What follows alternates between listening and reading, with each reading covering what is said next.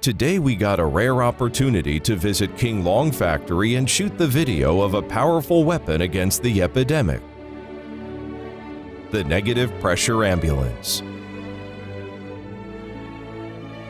The novel coronavirus pneumonia, which is called NCP for short, refers to an acute respiratory infectious disease caused by the 2019 novel coronavirus. At present, there are already several ways of infection known to us. Firstly, direct infection. It refers to the infection caused by inhalation of droplets excreted by breathing or sneezing. Secondly, contact infection through these droplets. For example, when these droplets dropped on a door handle or elevator button, a healthy person touched the handle or button, then he touched his mouth, nose, or eye, he will get infected through his mucous membrane. Now we know there is also another possible transmission route, which is through aerosol or air. When droplets enters the air, they mix with the air and form aerosol and drift away, leading to infection in other healthy person. Under such strong and extensive infection routes, ordinary ambulances cannot meet the requirements for virus protection due to their inability to prevent the spread of airborne viruses. Therefore, the negative pressure ambulance is produced to tackle the situation. Now we are inside the negative pressure ambulance. First of all, such an ambulance is not a new product. In 2003, during the SARS epidemic outbreak, such a negative pressure ambulance was manufactured. It is used for transportation of patients with highly infectious diseases. It has the main functions as follows. It has several main functions. First, to ensure the safety of healthy person outside the ambulance and prevent them from infection, we know that the air flows continuously from the high pressure zone to the low pressure zone.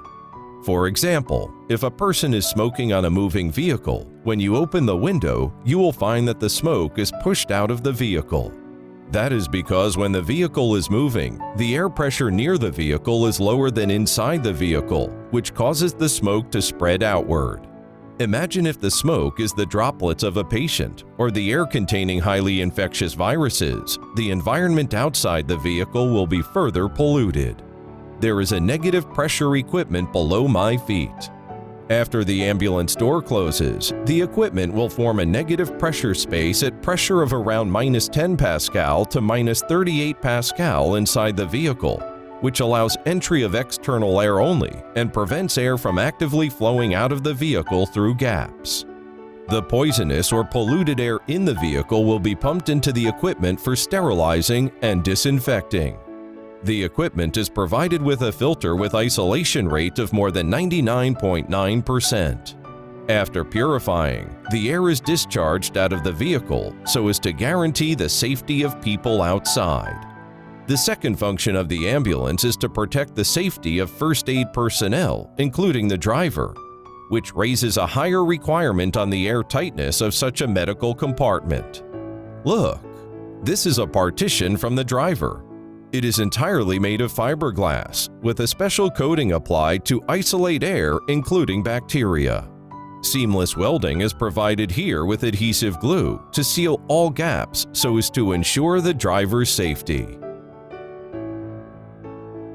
In addition, for the negative pressure I just mentioned and the purifying function in the whole ambulance, including the flow field of airflow, there is a set of rules on directed flow from the clean zone to the polluted zone.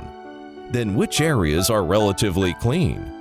For example, medical staff sit at a relatively higher position, which is cleaner than the relatively low position of the patient.